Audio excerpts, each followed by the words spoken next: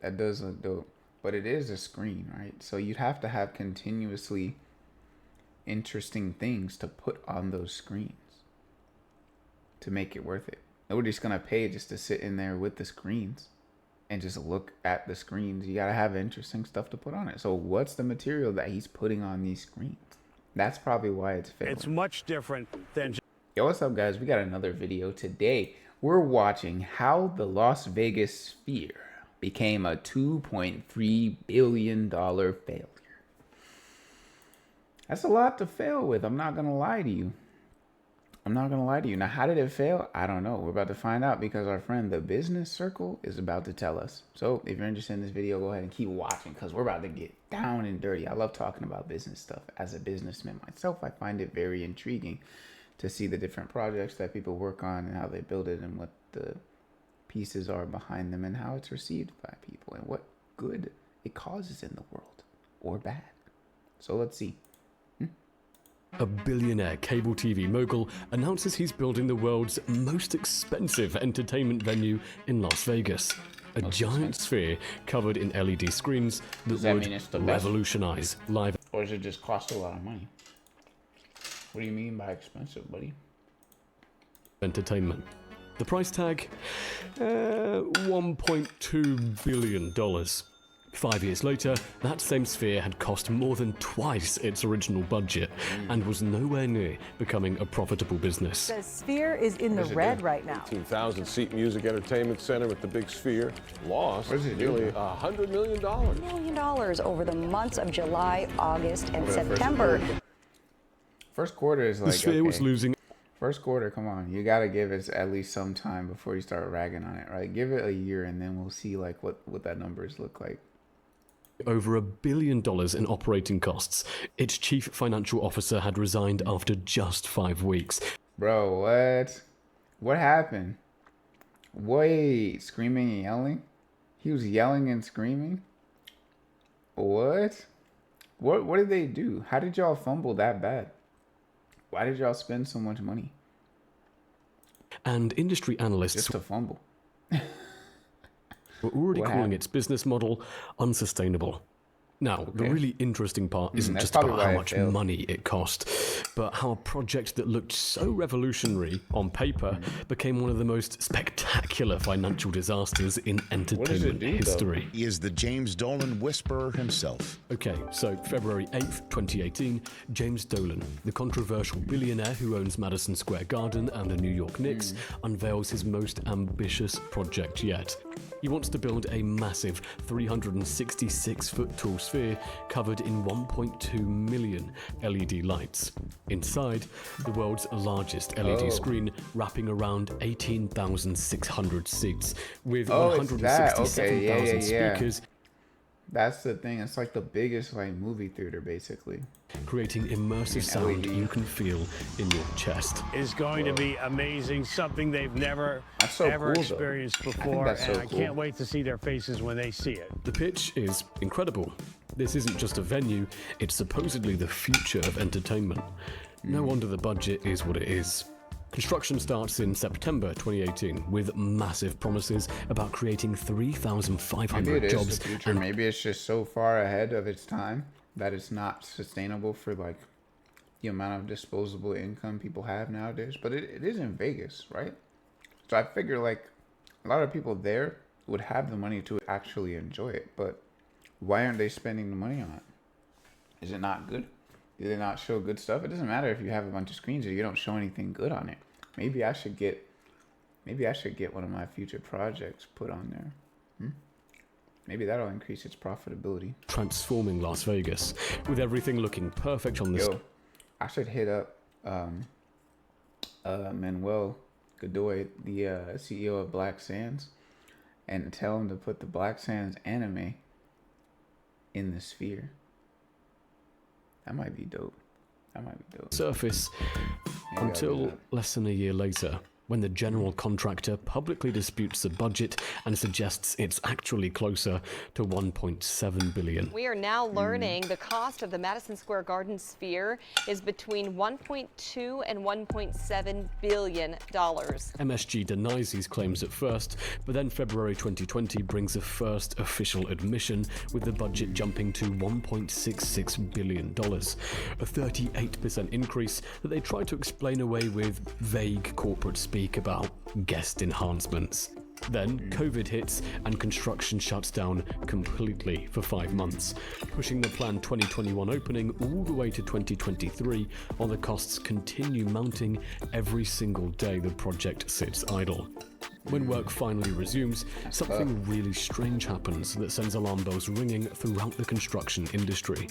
MSG suddenly fires the general contractor mid-project and refuses to provide any explanation. Attorneys for a construction company and the owners of the MSG sphere were in court today fighting over millions of dollars. Which in the world of massive construction projects is basically a giant flashing warning sign that things are going very wrong behind the scenes.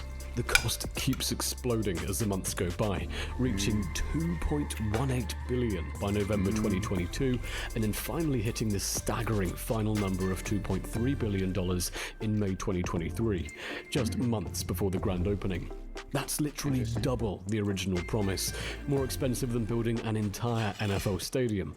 But Dolan keeps insisting it'll all be worth it once those doors finally open and audiences experience the magic. That does look dope. I'm not gonna lie to you. That does look dope.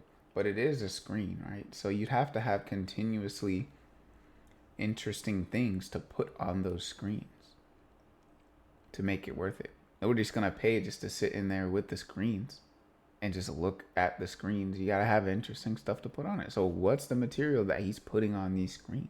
That's probably why it's failing. It's much different than just, watching a screen. September 29th, 2023, opening night. I mean, even if it is different, kicks off their residency before a packed crowd paying an average of... It's like the true surround sound. This is like the surroundest of the surround sound.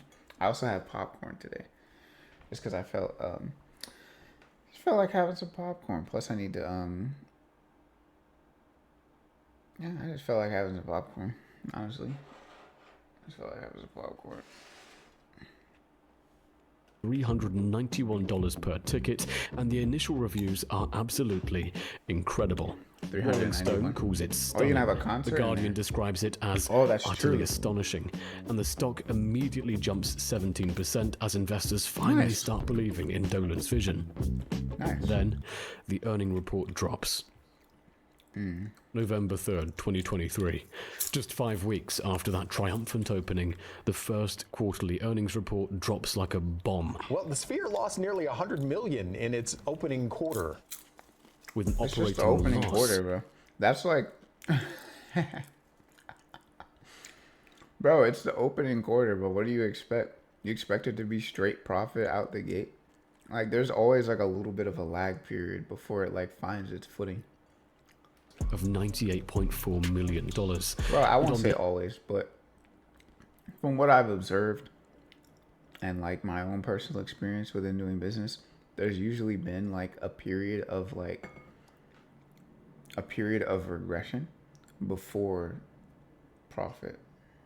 So, Exact same day, the CFO quits after serving just 11 months in the position. 11 months is crazy. Dolan tries to downplay the CFO's departure by saying it's pretty challenging, probably wasn't a great fit. But the New York Post later reports that the resignation actually came after yelling and screaming from CEO James Dolan, which paints a very different picture of what really happened. Then Dolan admits something that should terrify any investor when he says the CFO's job has a heavy operational component that probably we didn't foresee. Essentially confessing that they spent $2.3 billion building this thing without actually understanding how to run it once opened. Sphere Las Vegas is apparently losing a lot of money. The financial hemorrhaging continues at a devastating pace, with Q2 posting $193 million in losses, Q3 adding another $142 million, ultimately leading to... What are y'all doing, bro? Is it just people to clean them and like service the things? Because I imagine with all those screens, right, you're gonna have to have ladders and people to go up those ladders, or like some kind of mechanical arm that goes in. Somebody's gonna have to assess a technical problem there. And I don't know if they can do it with AI. Like, how do you? Well, they can, but I don't know if the cost that they're gonna willing to spend on it is gonna be doing. That's probably what it's going at right now. It's like, yo, it's a huge idea, but the maintenance for it, you're gonna need to pay somebody probably to assess whatever kind of problems can be going on. That's probably where they're spending a lot of money. First year total of $507 million in operating losses. But underneath all these mounting losses, that's still cool. A lot of stuff like that, you know what I mean? Like, it's not uncommon for big ideas to lose money. I feel like, just judging on what I've been seeing, it's not uncommon for like cool, big, transformative ideas just to lose money. But they're cool. They are cool, and it is functional. It is a cool thing that he did, but is it feasible enough with the technology right now to be sustainable financially right now with the resources available? I don't know. Lies an even more fundamental problem that threatens the entire concept. The business model itself is completely broken from the start. What's the business model? Every single show requires months and months of custom content production because you can't just bring a normal concert tour to the Sphere. Everything has to be created specifically for that massive wraparound screen. With the Wizard of Oz adaptation alone costing $80 million for just... Woo! They're basically making every movie uniquely for the Sphere, bro. At that point, they might as well just start a content studio. Just 80 minutes of content. It's pretty expensive. Is the Sphere in Las Vegas worth $100 or even $500 for a concert ticket? But even worse, yeah, I would say so, probably. Costs. Because like, it's like such a significant difference from like, if you look at what $100 actually is, right? What is that, right? You can like quantify it based on like other entertainment venues, right? Other entertainment things. You can get like a random like concert ticket for $100 usually, but is it in the Sphere? Is it like with a transformative, like immersive, visual experience? No, it's not. You could go to the movie theaters. You can get an IMAX ticket, which is pretty cool. It is pretty immersive. But it's not as immersive as what you would see in the Sphere. So I could justify $100 ticket for it for sure. Because like $100, depending on what you're spending it on, isn't really a lot. It's just not a lot in general, right? $100 for like a piece of popcorn, like a regular piece of popcorn, sure, that's not worth it, right? You might argue for a lot of people. But $100 is more than fair for that. $100 is more than fair because regular concert tickets can go way higher than $500 anyway. So it being just in there, I'd see it as worth it. Is the revenue splits because U2's deal gave them 90% of all ticket revenue, meaning the Sphere only keeps because U2 for a concert ticket. But even worse than the production costs is the revenue splits because U2's deal gave them 90% of all ticket revenue, meaning the Sphere only keeps 10% of the money from ticket sales. And now every single major artist who considers performing there expects exactly the same deal. Yo, no. So they all want 90% cut from the ticket sales, bro. That's tough. This is like a philanthropical venture right now. Unless they can figure out how to make it more profitable, this is like basically a philanthropical venture to bring a cool entertainment thing to the people. Because it's not for profit at this point. Because like with these deals, people are taking 90% cuts of the performance, bro, and the stadium's only getting like 10%. That's tough, bro. That's tough.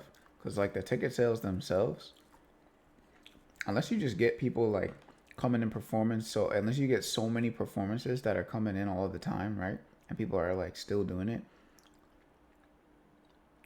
I guess you're just not making money.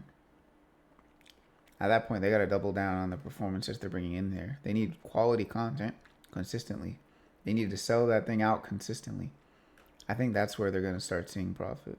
Which, according to the New York Post, is causing major issues at the negotiating table because the economics simply don't work when you're giving. Yeah, because like, if you look at, you basically have to have like, I feel like for this in particular, if you're gonna sell out a stadium, right? I'm looking at like the cost associated with the stadium itself, right? You gotta have like, you gotta pay the people that are cleaning it afterwards, pay the people that are like providing food and whatnot. And I would assume it's like a regular stadium. You can buy food and all that, the vendors, all that, supplies for that. So I would say like in any negotiating deal, I feel like those of the ticket sales, a portion of the ticket sales needs to just automatically cover whatever those expenses are.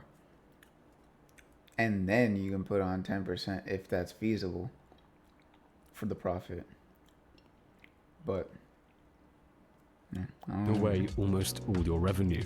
The inevitable result of this broken economic model is that the venue sits empty for massive stretches of time, with 46 days passing mostly dark between U2's last show and when Fish finally started their brief residency.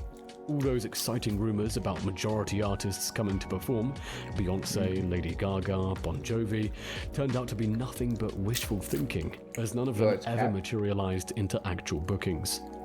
Then, in March 2025, comes what might be the single most embarrassing moment in the Sphere's troubled history, when the New York Post reports that Harry Styles is supposedly in final negotiations for a 35-show residency. Reports out of New York are that Styles has agreed to play up to 35 dates beginning this fall and winter. Only for the Sphere to issue a public denial just hours later. Something they explicitly said they would never do for unannounced acts. The spokesperson goes out of their way to state that the rumors are entirely unfounded and were never discussed at all, essentially breaking their own company policy just to make it absolutely clear to the world that Harry Styles wants nothing to do with them. But if you think the booking problems and financial losses are bad, you haven't seen anything yet. The Sphere faces operational problems that money simply can't fix. First time coming here. I take my seat. Here we go. And wait. What the? Customers who paid anywhere from $500 to $1,500 for supposedly premium Section 100 seats discovered the immersive screens. Literally the entire point of the experience are completely blocked by Section 200 overhangs, with the Sphere having sold these tickets at full price without any disclosure whatsoever about the viewing problems. That's scammy, bro. That's scammy, bro. All right, you're starting to scam, bro. All right, pack up the business, bro. Pack up the business, bro. You're scamming? Come on now. Come on now. You pay for your seat bar, bro. $500. Scamming for profit, bro. The neighbors filed noise lawsuits claiming their windows rattle from the exterior sound system, and in March 2025, a judge denied the Sphere's motion to dismiss, the case going to trial. The ambitious London Sphere, meant to prove the concept could work globally, got cancelled in November 2023 after 5 years of planning and millions spent, forcing MSG to take a $116.5 million loss when London Mayor Sadiq Khan rejected the project. Then, September 2024 brings the financial industry's official verdict when benchmark analyst issues the first sell rating, calling the profitability outlook unsustainable. And then Dolan makes a statement that will define this entire disaster. What do you say? Okay, what was the first part? Oh, construction costs themselves. So first pancake, right? Always, rarely is it the best pancake. What? He literally compares a $2.3 billion construction project to making breakfast, explaining that... I'm not gonna lie, that's a valid comparison. Like, it's the first year of the business being run, essentially, at least that venue. I look at that venue as an entire business, right? Like, it's the first year of that thing, even the first, like, couple of quarters, right? It's like Q3 earnings, he's saying. So it hasn't even been a full year. It's been a couple of months. And you're looking at a bunch of problems. honestly, like, that's not a bad statement to make. That's a perfectly valid thing, because that's like saying, okay, we're gonna build, like, say, let's take Microsoft or something like that, right? Okay, first year of Microsoft, we're gonna be 2025 Microsoft. Does that make sense? No, right? So what are we doing here? It's the first time we've done it, and we've learned and we're getting better at it. Think of it as the first pancake. This first pancake cost $2.3 billion. Yeah, it's silly. It's a silly comparison when you look at it. It's like, when you look at the amount of money, but like the amount of money that's spent on it really doesn't matter. Because like, yeah, it looks like a lot, but it's like, that's just like scale. That's just scale. That could have been $2 spent on it and be the same thing. Like if you're making a pancake, right? If you are making a batch of pancakes, right? And you spend, and you have like, say you have like $10 to spend on pancakes, right? And you spend like $2 on each pancake. Even if you spend $2 on that pancake, that junk could still be bad before you start getting good pancakes. To make, lost $507 million in its first year of operation, and charged customers full premium prices to be. Now that scamming is dumb. Now I don't agree with the scamming though. The philosophy of like, you know, comparing it to pancakes is fine, even though it sounds silly because it's like messing around with like billions of dollars. It sounds silly, but really that's just scale. That's just like paying a bunch of people. That's not paying a bunch of money for something. That's paying a bunch of people normal amounts of money. So it's really not that crazy. But yeah. Scamming, you shouldn't be doing that. Scamming the arena seats. Why are you charging full price for obstructive views of the arena? Come on now. And not even mentioning that there's obstructive views. You gotta be... For an experiment that management openly admits they didn't know how to execute properly. Unbelievable. Just imagine Tim Cook releasing the iPhone and then publicly stating that Apple doesn't actually know how to operate their own product. It's genuinely stunning that someone could spend $2.3 billion on a project and then openly admit to having no idea what they're doing. The Sphere is a technological marvel for sure, offering an experience unlike anything else on Earth. That is silly. But it's also quite possibly one of the biggest financial disasters in entertainment history. I won't drag this out. If you enjoyed the video, don't forget to subscribe, since I haven't asked you the whole time. It means the world to me, if you could. Oh, and by the way... Oh, subscribe? Should I subscribe? This was a good video, honestly. The Business Circle, let's see. Let's look at some other videos here. I'll probably subscribe. We didn't sell. How Cybertruck became... Oh, yeah, this sounds like a good channel. I like watching people... like I said at the beginning of the video, I like stuff like this. Pretty fun to see. So we'll drop a subscribe, of course. Of course, brother. With that being said, let me know if y'all like the video. Go ahead and like and subscribe to me, your boy. You know what I'm saying? So we can get that YouTube revenue. But, excuse me. I'm going to see y'all later. Okay? Bye.